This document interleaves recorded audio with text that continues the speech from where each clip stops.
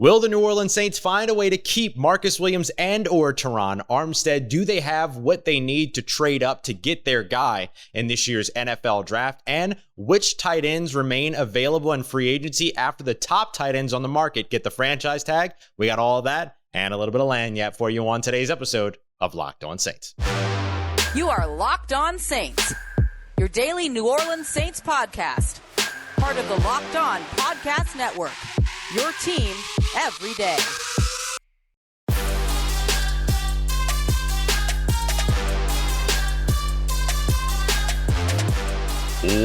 What is good, Who Dat Nation and Who Dat family? Welcome into this Tuesday episode of Locked On Saints, your daily podcast covering the New Orleans Saints, part of Locked On Podcast Network, your team every day. Thanks as always for making Locked On Saints your first listen of the day every day. Don't forget that we are free and available on all platforms, including on YouTube as well. And I'm your host, Ross Jackson, at Ross Jackson Nola on Twitter, USA Today Saints Wire, Locked On NFL, and here with you every single Monday through Friday on Locked On Saints. And the big question around the New Orleans Saints today, as the franchise tag deadline is set for 4 p.m. Eastern time this afternoon, is will the New Orleans Saints find a way to keep Marcus Williams and or Terron Armstead?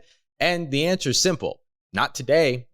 It doesn't seem that the New Orleans Saints are going to be using the franchise tag on either one of these players in order to be able to extend the window in which they could work on a long-term deal. And instead, it seems likely that both of these players will at least get the opportunity to see what else the market has to offer for them. And the New Orleans Saints will get the opportunity to watch the market unfold.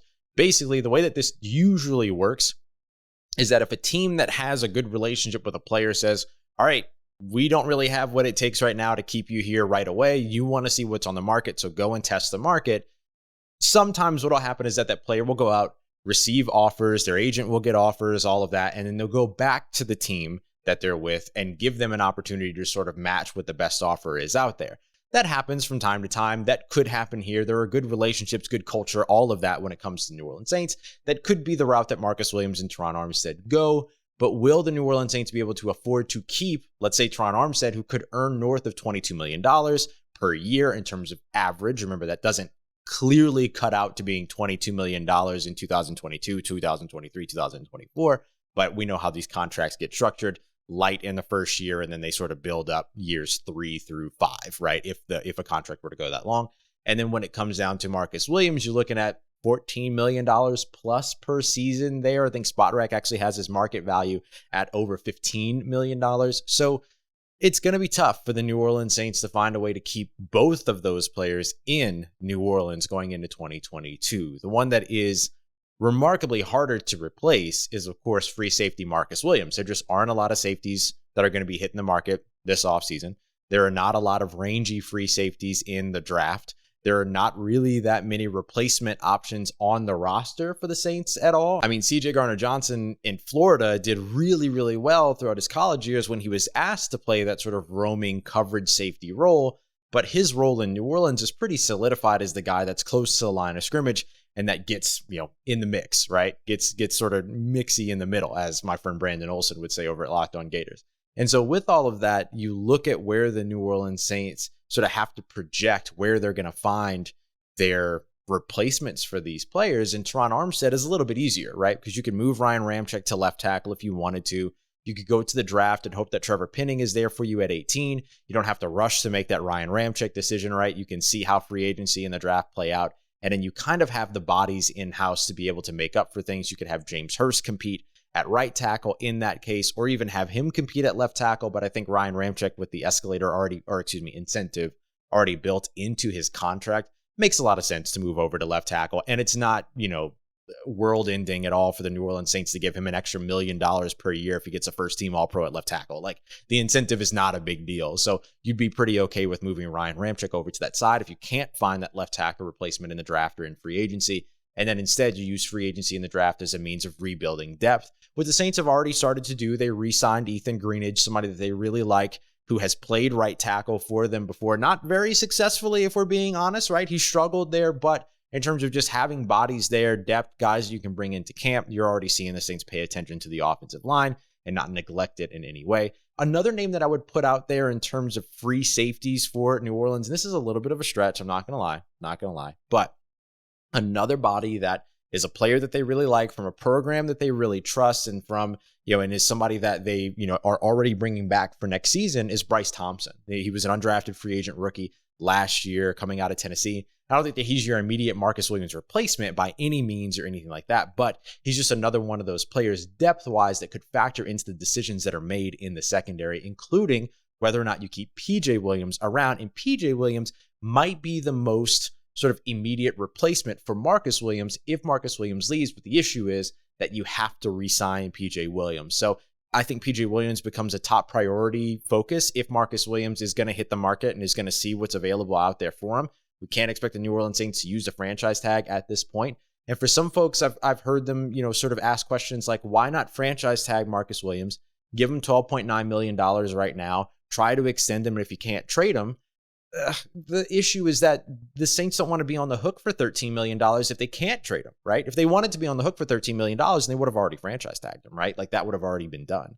And so clearly that amount of money dedicated in a full year is something that the New Orleans Saints aren't willing to do because they clearly want to be a little bit more aggressive in free agency. I think they're still going to sit back the first day, not give up money for all these big time, huge deals, but they're going to stick around for sort of the mid-level free agents and things like that, as they usually do, going for the team-friendly type deals. And so all of that would be hampered if you end up being on the hook for $13 million for a player, while also being on the hook for another $13 million if Terron Armstead walks away. So, and if you franchise tag Marcus Williams and you're not keeping Terron Armstead, so that's a $26 million compound at that point that you've put on yourself, with instead Terron Armstead expecting, I'm not going to say he's expected to leave, but I'll say he's pretty likely to leave because he's going to get great money at, Los Angeles, Cincy, Jacksonville, something like that. That's going to be $13 million dead cap that's going to end up being on your books. Can you really risk adding another $13 million in a franchise tag on top of that and still hope that you can spend money this offseason? I don't think that you can. And clearly, some level of that is true for the New Orleans Saints as well, who don't want to dedicate that money on that franchise tag situation. So we'll see what it is that the New Orleans Saints end up doing at these positions if they're not able to retain either of or one, or both of these players. Huge losses for the Saints on both sides, but sometimes players earn their way out of what you're willing to spend. And if you know anything at all about what the New Orleans Saints have done over the course of the offseason and in free agency and in negotiations in the past, they set a price and they don't go above it. That's not changing just because Sean Payton's not in the building anymore. Mickey Loomis is still the guy that's running with all the numbers along with Kai Hartley. You're not going to see the New Orleans Saints budge when it comes to what they feel a player's positional value is. And instead, they'll let them hit the market. The free safety market has been one that's been pretty volatile over the course of the past few seasons. Maybe the Saints can benefit from that again here in 2022. We'll see what happens. But losing these guys, obviously a big loss for the New Orleans Saints. And so they could potentially be looking to be a little bit more aggressive, not only in free agency, but the draft as well. Do the Saints have what it takes to move up in the first round of the draft, second, third round of the draft? They certainly do. Let's talk about how they could potentially do that and continue to mobilize as we continue on with today's episode of Locked On Saints. And before we get to that, I want to tell you about our friends over at betonline.net. If you are not presently an NFL player, you are more than welcome to head over to betonline.net. It's the number one place for all of your sports betting needs. If you are an NFL player, please stay away from this website. What you're going to be able to find over at betonline.net are all the news, analysis, podcasts that you need to help you keep track of all the trends, all the updates, everything going on in sports gambling. And you can check out all the odds, lines, and props over with their family of sites as well. So go and check them out over at betonline.net, the number one place for all of your sports betting needs, all your sports betting news, analysis, everything. You can check out all the odds, lines, and props, including where players might end up during free agency. If you're not looking at football bets, you can look at basketball with college and pros on the way. And of course, the big tournament right around the corner as well when it comes to men's and women's college hoops. So go and check them out, betonline.net. Free and easy website for you to navigate over on your mobile device or over on your desktop, whatever it is that you're using, to make sure that you can keep up with all the offers and changes in trends. So go and check them out, betonline.net, where the game starts. All right, Who Dat Nation, continuing on with this Tuesday episode of Locked On Saints. Thanks so much for making us your first listen of the day every day, especially here on International Women's Day. Congratulations. Happy International Women's Day to everybody that is watching, listening, tuning in, all of that. Make sure you're also checking out the Locked On NFL YouTube page as well. Luke Braun and I doing some live episodes every Monday night over there for the Tuesday episodes of Locked On NFL. So go and check that out. The local experts covering all the biggest stories across the NFL in less than 30 minutes, giving you all the information that you need. Continuing on with today's episode of Locked On Saints, I want to take a look now at the Saints' ability to trade up in the draft. We know they are one of the most aggressive teams when it comes to draft day trades in the NFL, particularly since 2006. They have a couple of trade backs, 2006, 2007, but since then, everything's been about trading up. And the New Orleans Saints, since Jeff Ireland arrived in 2015, have traded up every single season so far of his tenure. The only thing to note, though, is that they've never traded up for a wide receiver since Jeff Ireland took over as the assistant general manager and the director of college scouting. So could this be the year the New Orleans Saints get that done, especially with guys like Chris Olave and Garrett Wilson raising their stock a little bit? The fact of the matter is that they might not need to, right? There's a lot of great first-round wide receivers. They can wait around until 18.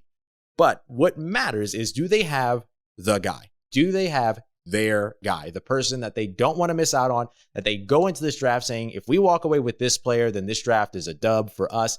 Is that the way that they're looking at the draft? Potentially, right? They will oftentimes make their decisions based upon best player available, everything like that. But that's only if they're able to fill all of the holes in free agency. If they end up walking into this draft with holes, then obviously things could be a little bit different. Could look a little bit more like the draft we saw a couple of years ago when the New Orleans Saints traded and walked away with 4 players that filled immediate holes that they needed to fill. Some of them have struggled to do that and sort of find what those roles are, Zach Bond, Adam Troutman, but it was the approach that the New Orleans Saints went that year. So could the Saints do something like that again this year? Well, they certainly have the fodder to be able to do so. They have the capital, right? So they can move. They pick 18. Anything basically from 18 to 12 or 17 to 12 should be a pretty simple trade up for them. That could be their 3rd round compensatory selection that they have from the Terry Fontenot hire last year, or they could trade potentially one of their 4th round picks, as they're expected to have their own 4th round pick and a 4th round compensatory pick for Trey Hendrickson. Hopefully the NFL will be announcing those comp picks here soon. So if the Saints were to do that, they could easily get up to 12 with the Minnesota Vikings, a team that they've traded with before and that has in the past. They have a new general manager there now in Questio Duffamenza, so maybe things will change. But that's usually a team that likes to stockpile draft picks and be able to do it. Remember, the Saints traded their entire 3rd day away to the Minnesota Vikings in order to get up to grab Adam Troutman a couple of years ago. That's what the Vikings love to do. They like to stockpile the draft picks. So could the Saints, who would need to maybe get ahead of let's say they were targeting either one of those Ohio State Buckeyes, they would probably want to get ahead of the in-state Cleveland Browns who pick at 13 to be able to do that. Well, the Minnesota Vikings are, in a great position there at 12 for them to be able to move up. And then you also have teams like the Philadelphia Eagles who have 3 selections in 5 picks, right? They've got 15th, 16th, and then 19th selection right after the Saints. So the Saints could potentially move up to 15, for instance, if the Eagles do walk into the draft with those 3 first-round picks. So, and that would, again, be as simple as one of those 4th-round picks, maybe even their 5th-round pick at that point. They have a compensatory potential 6th that could potentially come in for Sheldon Rankin. So there's a lot of opportunity for the Saints to be mobile with in the first round, but it's not limited to the first round, which is what I wrote about over at Saints Wire today, over in USA Today. But they could potentially also move around in the 2nd and 3rd rounds. They could sit back and at pick 18, they're in a good spot there. They're outside of the top 20, or they're inside the top 20 rather, which gives them an opportunity to sit around in the first round and wait to see what falls to them, what's the best player available, all of that. And one of those wide receivers, whether it be Chris Olave, whether it be Garrett Wilson, whether it be Treylon Burks, whether it be Drake London, if he's still high on some players' boards, whether it be a guy that creeps into the first round like a Christian Watson, for instance, there's a lot of opportunity there for the New Orleans Saints to just, or of course, Jamison Williams could fall there with the injury and people not seeing him over the course of the offseason. All of those are still options for them at 18. So what if they waited to move in the 2nd and 3rd round? Well, it gets even easier at that point, right? I mean, then you start to really get into the opportunity of using future picks as opposed to late round picks from this year. You could also roll into a situation just like the New Orleans Saints did a couple of years ago in 2020 and trade away your entire day 3 and walk away with 4 or 5 guys and then feel really good as long as you went and got your guys, the targets, the ones that can come in, plug and play, all of that. So there's a lot of opportunity for the Saints to be mobile in this one. And just like we talk about trading up, the Saints could also be interested in trading down, but we just know that that's not something that they do very often. They did it in like 2006 and 2007, if I remember correctly, and that's it, right? And so when you look at where the New Orleans Saints tend to find their, draft capital and what it is that they like to do, how they like to utilize it, well, they like to utilize it by trading up. So expect the Saints to be aggressive. I expect them to be a little bit more aggressive in free agency, but to continue to be aggressive in the draft as we've seen before, and to go out there and try to make sure that they get the players that they need at either the positions that they want to address, the positions that they want to build upon, right, where they may already have strengths but want to go out there and specifically target a player, kind of like Alvin Kamara a couple years ago in 2017. You already had Mark Ingram and Adrian Peterson in the building, but we know Sean wanted Alvin Kamara, so he made the push for Alvin Kamara, and they went and got him. So you could expect to see some situations like that to where maybe they make a pick at a selection, or excuse me, at a position that they already feel that they're pretty solid at, but they want to bolster.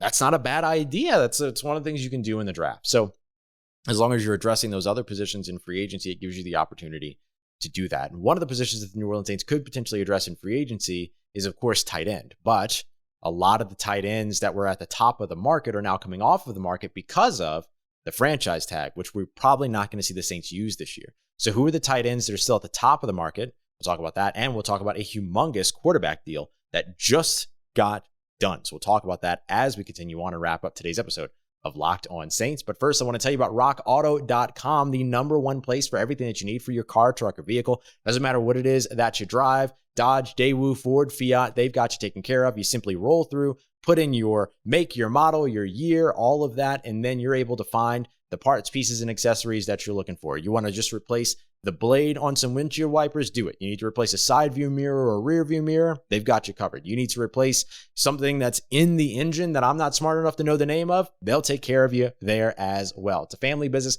They've been helping customers online for over 20 years, so you know you love to support some small businesses. So make sure you go and check out rockauto.com. Don't forget to let them know that Locked On sent you. Right, and Locked On in the How'd You Hear About Us section. They're going to make sure you're paying 30, 50, 70% less than what you're going to pay over at those other brick and mortar stores. Amazing selections, reliably low prices, all the parts your car will ever need at rockauto.com.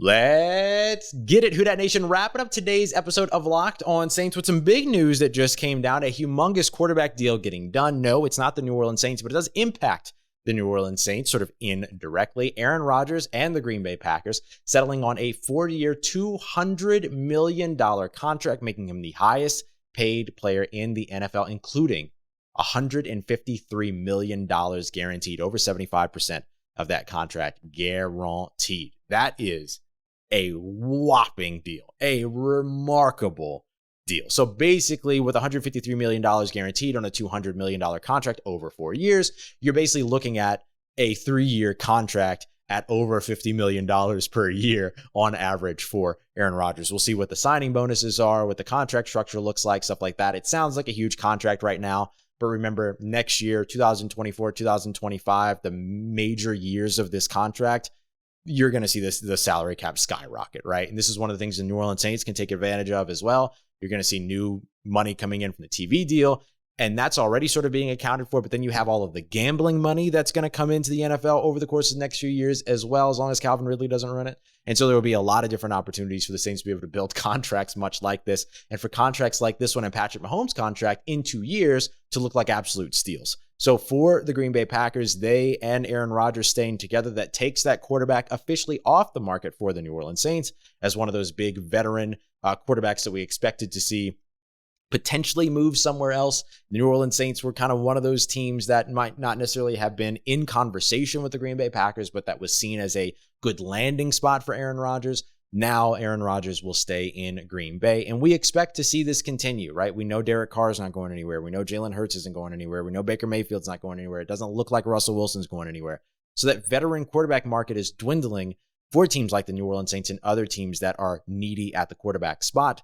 And it's not just the quarterback position that is dwindling in terms of free agency. It's now also the tight end position. Now that we've seen Dalton Schultz, Mike Gesicki, and David Njoku all receive franchise tags, that takes 3 of the top tight end, veteran tight ends off of the market for you if you're the New Orleans Saints. And they could use more pass catching talent at that position. And that is definitely one that we've looked at over the course of the offseason and said, hey, this is a spot where the New Orleans Saints really can get better and really should address. And so right now, when you look at the rest of the tight end, the veteran tight end market, probably your best tight ends left are guys like Robert Tonyan, CJ Uzomah, maybe Gerald Everett, who's a little bit younger than I think people realize. I thought he might have been in his 30s already. He's like 27 years old. Zach Ertz, I know a lot of Saints fans wanted him to land in New Orleans last year before he actually ended up landing with the Arizona Cardinals. He has the second most receiving yards of any free agent tight end left available on the market right now,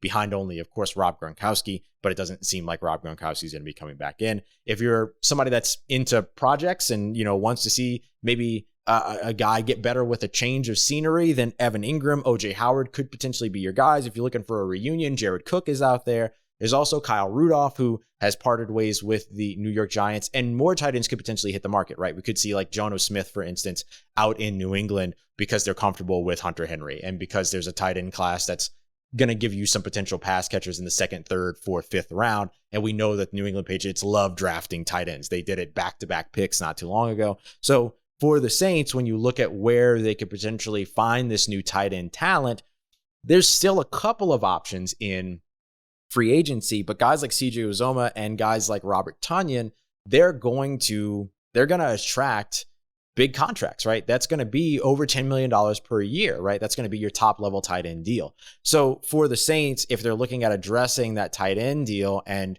addressing that tight end spot and adding another talent there, you're probably going to go a little bit lower level in free agency. Maybe a Kyle Rudolph, maybe a Tyler Conklin, for instance, a Jeremy Ferkser out of Tennessee. There are a lot of those guys you can go for, and then you could potentially go to the draft for guys like Jeremy Ruckert or Trey McBride, Jelani Woods, who we took in our mock draft yesterday, things like that. So all hope is not lost for New Orleans, but in terms of those top tight ends like Mike Gesicki and David Njoku, as well as Dalton Schultz in particular, Dalton Schultz and Mike Gesicki, right? Those guys off the market, staying with their teams, not going to be available to the New Orleans Saints unless there's some type of tag and trade situation, but that just doesn't happen that often in the NFL. So we'll see how the New Orleans Saints find a way to address this position. It's certainly one that they should look to address. And of course, along with that dwindling tight end market is a dwindling quarterback market. We'll see what that means for the New Orleans Saints as well, who still seem to be in line with the most likely option of re-signing Jameis Winston, which could potentially bring the Saints to bringing OJ Howard in because of that connection and because he'll be on a cheap deal because he just simply hasn't panned out over his time in Tampa and is not going to command top dollar. So there's options. There are ways for the New Orleans Saints to address those positions. But of course, they've got to get better at the wide receiver spot as well. So tomorrow we're going to talk a little bit about Cody Burns, the New Orleans Saints' newest wide receiver coach, how he has worked with wide receivers in the past, and how those sort of wide receiver archetypes match up with what the New Orleans Saints have to offer and can develop going into 2022. We'll dig into all of that tomorrow. Thanks as always for making us your first listen of the day every day here on Locked On Saints. For your second listen, go and check out Locked On NFL Draft. You've got Eric Crocker, former NFL and AFL cornerback, as well as Ryan Tracy, analytics expert, taking you through everything you need to know about this year's prospects. Go and check them out wherever you get your podcast and on YouTube as well. And as always, y'all, thank you so much for making me a part of your daily routine. For everything else that you need in between these episodes, make sure you follow me on Twitter at Ross Jackson, NOLA. Hit me up. Let me know how the family's doing. Let me know how you're living. Let me know how you're momming them. And trust you, that nation. I'll holla at you.